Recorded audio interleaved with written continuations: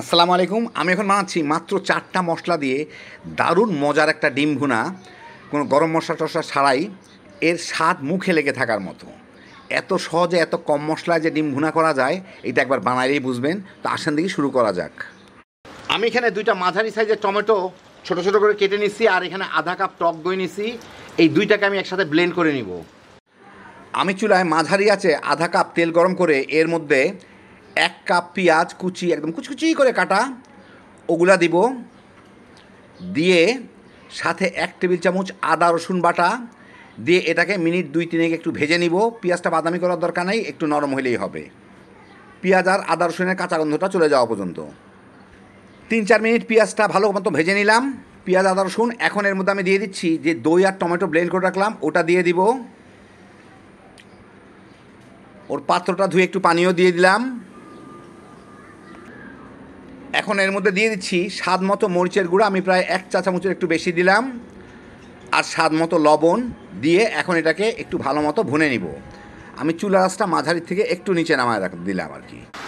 5-6 minute মশলাগুলো ভালো মতো ভাজা ভাজা হয়ে গেলে দেখেন ভাজা ভাজা হয়ে গেছে, কোনো পানি নাই, খালি তেলের উপরে। এখন এর মধ্যে আমি দিয়ে দিচ্ছি প্রায় 1 চা চামচের মতো হলুদের গুঁড়া আর 1 চা চামচের মতো ধনিয়ার গুঁড়া দিয়ে এর সাথে একটু নাড়াচাড়া করে নেব হলুদের কাঁচা গন্ধটা চলে যাওয়া পর্যন্ত। এই কয়েক সেকেন্ড নাড়াচাড়া করে এখানে আমি 4টা আলু একটু বড় বড় সাইজে এইভাবে কেটে রাখছি, ওগুলা দিয়ে দিব এর সাথে। দিয়ে এর সাথে মাঝারি থেকে একটু নিচে কম আঁচে 3-4 মিনিট ভুনে নিব। একই সাথে 2-3টা কাঁচামরিচ লাল মরিচ দিয়ে নিই, এর সাথে ভুনে নেওয়া যাবে। মিনিট 5 ভালো মতো ভুনে নিলাম এর সাথে।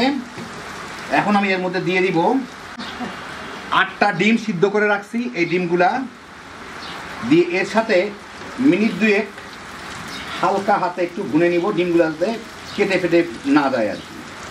এই মিনিট খানেক ভুনলেই হবে, কারণ এই তেলের মধ্যে ডিমগুলো একটু ভাজা ভাজা হয়ে যাবে আর কি। মিনিট খানেক ভেজে নিলাম। এখন এর মধ্যে আমি দিয়ে দিচ্ছি পানি, যতটুকু ঝোল রাখতে চাই ততটুকু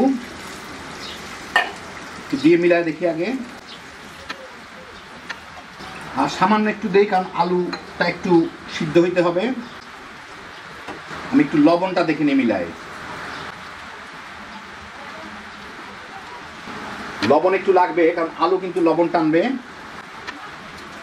এটা ভালো মতো মিশায়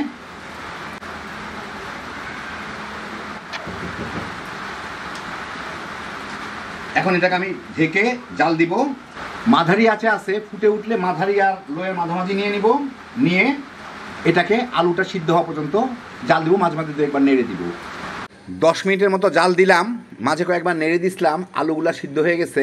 এখন আমি এর মধ্যে দিয়ে দিচ্ছি 1 চা চামচ গোলমরিচের গুঁড়া আর একটু ধনিয়া পাতার কুচি, আর ফ্লেভারের জন্য একটু কাঁচা মরিচ, দেখা সুন্দর জন্য 2-1টা লাল মরিচও দিলাম। দিয়ে এটাকে ভালো মতো মিলাই নিই, ভালো করে মিশিয়ে নিলাম। এখন আমি চুলাটা বন্ধ করে দিই, বন্ধ অবস্থায় এটা রাখবো, ফ্লেভারটা এর মধ্যে চলে আসবে। এখন আমি যখন পরিবেশন করবো তখন কিন্তু ডিমগুলো আস্ত থাকবে না, ওগুলোকে কেটে দিতে হবে। মানে এই যে ধরেন ডিমটা আছে, ডিমটাকে জাস্ট এইভাবে অর্ধেক করে করে কেটে দিতে হবে। এইভাবে কেটে দিতে হবে, কারণ কাটা অবস্থায় যদি আমি এখন ডিমটাকে জাল দেই তাহলে কিন্তু ডিমটা কুসুমটা এর সাথে মিলায় যাবে। সেই জন্য ডিমগুলোকে আমার পরিবেশনের আগে কিংবা একটু ঠান্ডা হলে আমি কেটে তারপর আপনাদের পরিবেশন করে দেখাচ্ছি। তো এই দেখেন হয়ে গেল আমার দারুণ মজার ডিম ভুনা, কোনো গরম মশলা ছাড়া, শুধুমাত্র 4টা মশলায়। খাইতে যে কি মজা, একবার বানাইলেই বুঝবেন, বুঝতেই পারবেন না যে এটা খুব কম মশলা ব্যবহার করা হয়েছে। এত সহজে এত কম মশলায় যে এত হেভি জোশের একটা ডিম ভুনা করা যায়, এটা না বানায় খেলে বুঝবেন না। বাচ্চা বড় সবাই মিলে তামা তামা করে খেয়ে ফেলাইতে পারবেন। আল্লাহ আপনাদের সবাইকে ভালো রাখুন, সুস্থ রাখুন, নিরাপদে রাখুন।